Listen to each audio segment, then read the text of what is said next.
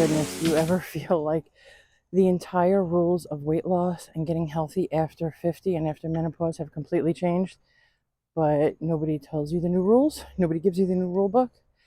I for sure feel like that, especially after this slim down Saturday slim down, where I know that I did not do as well as I could have done. And I'm certainly not pleased about it. And yeah, let's get into three of the things that for sure have changed and three things that I absolutely intend to stick to. And I'm hoping that maybe we can all do this together and form a community where we can really be accountable. This is hard.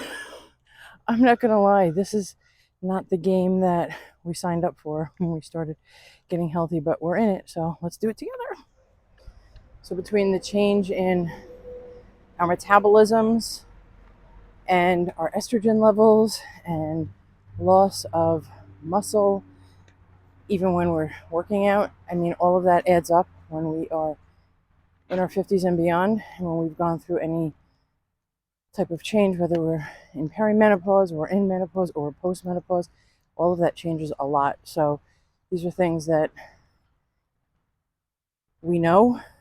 Well, we know a lot more about now, right? I certainly didn't learn a lot about this, and I feel like we really have to go out of our way to start asking doctors about it, or GYNs about it, and finding out what's the actual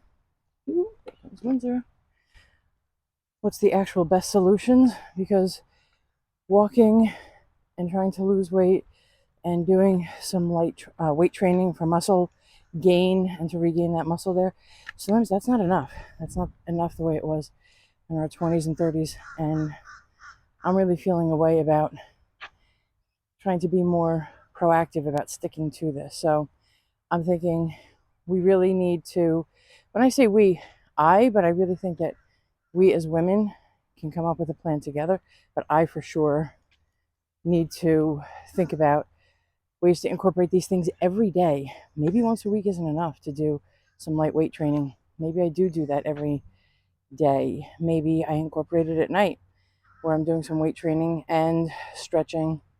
I have been trying to do stretching at night, but maybe a little bit more weight training, maybe a little bit more of the squats to get the hips strengthened, to strengthen up the muscles in my arms.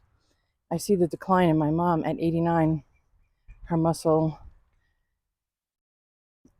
structure just like really deteriorating. Now, some of that is just going to happen as we get older, and I understand that. But if we don't have a base of enough strength, we're not really going to be able to keep it up as we get older, and we really do need it. So doing more of the weight training more on a regular basis, and maybe sticking to a little bit more of a structure and a routine as to what I'm doing, will help with more of the muscle mass, will help with these flabby arms, will just help with overall health, because sticking to something a little bit more structured, I just think will help. It really just depends on your mindset and how disciplined you are and how focused you are on being healthy. Like, that's something that I really, really want. I really want to be healthy, certainly want to lose weight, but how disciplined am I on it? The thing is, not enough. I really just don't think I am setting it up on a consistent schedule. So maybe that's the thing that I need to start working on, is really getting a little bit more tight about my schedule. Even if it's 5-10 minutes a night, then that's what I will do before my stretching, before a little bit of my meditation before bed. I do some weight training, and do that every day instead of every week or a couple of times a week. I was thinking about doing it every day, and then I'm walking every day. Yeah, but that's not enough anymore. It's just not enough anymore. Our bodies are changing. Mine is rebelling. It's for sure just rebelling. Like, you need to do something different now. So I think that's where I am. Let's do something different. So I think that's going to be the goal going forward. Number one, being more consistent with my exercise routine, walking every day, incorporating some weight training every day, some stretching every day, and maybe after a week, 2 weeks, start building it up to be a little bit more, instead of spending time on the TV or scrolling or even reading. Maybe I'll incorporate it, or I'll incorporate it as I'm doing my audiobooks. I can kind of do both, right? That multitask. Even though we can't really multitask. We'll talk about that another time because, whew, I've been learning and reading some things on this that are pretty mind blowing when it comes to what we do to our own brains. But I think that's maybe what I'm going to do. Every evening, do some weight training. Maybe we'll record that too. What about you? What are you going to do as far as a regular routine? What's something that you think that you can incorporate in your 50s and beyond every day that's going to be realistic, but that's also going to be a little bit challenging? I need to challenge myself. What about you? The second part of the rulebook change really needs to be our mindset. I know that that's for sure the case with me. What I'm thinking about, sort of related to number one, how it is that I'm going to change things, how it is that I'm going to understand and realize that the way that I was able to lose weight or to stay healthy in my 20s and 30s, that's gone. It's hard to mourn that. It's hard to let go of that and think, okay, well, I'm just going to walk and I'm just going to do a little bit of weight training. I'm just going to eat a little different for the next day or two, and then my body's going to react to it in a positive way. That's not really how it works now. Come on. So that's all about me recognizing that in my brain, in my mind, and moving on. And moving on from that mentality and start to think about, what can I do now in my head? When we're talking about setting up a schedule, setting up a routine, all of that's important. But what it really comes down to is, how am I going to do that in my mind when I haven't necessarily let go of how my body was 5 years ago, 10 years ago, even 30 years ago. Think about how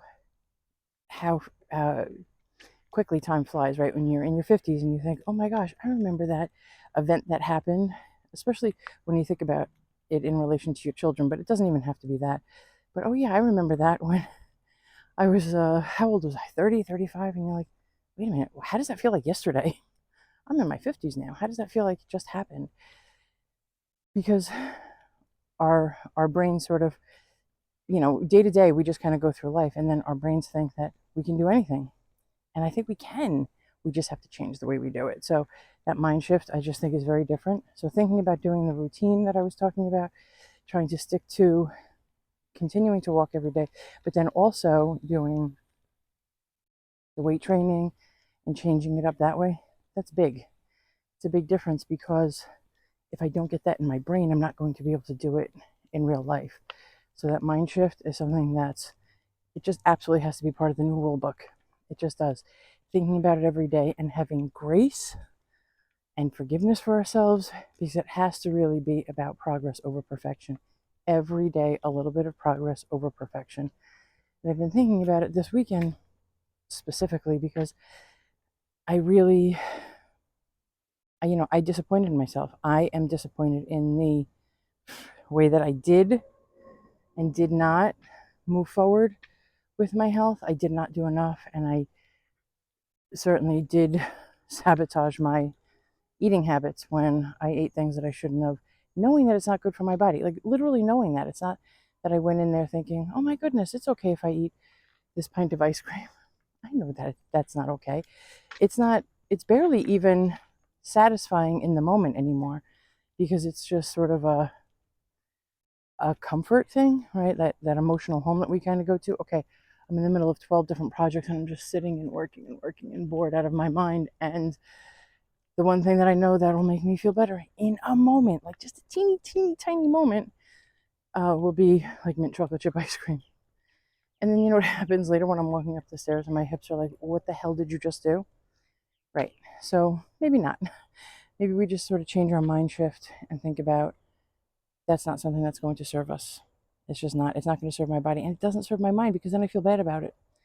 Right. But again, it's progress over perfection. Every day, a little bit more progress. Today's a whole new day, and my mind shift today is going to be focusing on doing something different, specifically with my diet. I think I know what I'm going to do. So we'll talk about that another time. But it's real. So let's start to give ourselves a little bit of grace. I'm going to start with me. What's one thing that you're going to give yourself grace about forgive yourself for being dripped on over here. I hope that's not bird pee. Drop a comment and let me know what you're going to give yourself some grace about and start to do better. Let's hear it. And lastly, let's talk about some practical tips for putting all of these things in place. I'm thinking about doing a calendar, some type of calendar in my phone, because we always have our phones on us. And a phone is a good way to remind ourselves what it is that we should be doing, especially if we want to set up a daily reminder alarm. So I don't know, if you normally eat dinner at 5 o'clock or 6 o'clock. So let's just say you eat dinner at 6 o'clock, then you're winding down by about 7 o'clock. Okay, so then maybe you put in the reminder at 7:30. You're going to go for a walk, you're going to do your stretches, you're going to do 10 minutes of weight training. Whatever it is, you can set that alarm to remind you every day. And if it shifts and it changes because you can't do it at 7 o'clock every single day, okay, put in the reminder and then just put in a little snooze, or change it up every day, change it up every week. But you can preset your phone to do that. So I think I'm going to do something like a calendar in my phone to remind me, not just about the walks, because the walks we're doing every morning, but maybe you need a reminder about that. That's okay, put that in. I have my own reminder over here. He decides when we're going. But as far as weight training, as far as stretching, as far as meditation, all of that, you can calendar it. So I think that's a really good practical tip. Another one that I think is a practical tip might be, which I have to implement, is eating, and maybe a food diary. I've never been a food diary person, but just as I was talking about before, eating that pint of ice cream over the weekend, maybe that's something that if we write it down and we have it somewhere tangible to see in our phone, I always prefer pen and paper, but wherever you have it, then you could look at it later and think, oh yes, I was in the middle of those 12 projects and that's why I ate the pint of ice cream, or I had absolutely no time, so I just stopped and got fast food. Well, if we see these patterns, then maybe we can start to think about how to change them. Because I'm thinking, why did I just sit there for hours on end at this project that was making me feel a little overwhelmed, a little frustrated, and like I needed a break? And so instead of taking a proper break where I get up and I walk outside or I leave that actual environment, I had ice cream instead. So sometimes putting that down on paper, that might help to change your mindset, change your patterns, start to recognize patterns in order to change them. So maybe that's something. And I would really love to hear any other practical tips that anyone has as far as, come on, it's going to roll in the grass, as far as ways that you can implement lifestyle changes that are healthy for you, whether it's exercise, whether it's diet, whether it is just getting out here and enjoying nature. Let's hear what your tips are. So thank you so much again for joining us today on Fab 50s Florida. Me and my senior pet, who has been a little difficult today. He he just has a mind of his own. Don't we all? He's a senior too. He's getting there. So thanks again for joining. Let's hear your tips on any of the ways that you can maybe do any type of mind shift, play by your own rules. Let's hear your rule book for losing weight, getting healthy in your 50s and beyond. And tomorrow, I think we're going to talk about emotional eating. It's a big one because I really not only want to focus on my walking, I think we're going to start working and focusing on diet too. So let's talk about emotional eating and what that actually means. See everyone tomorrow.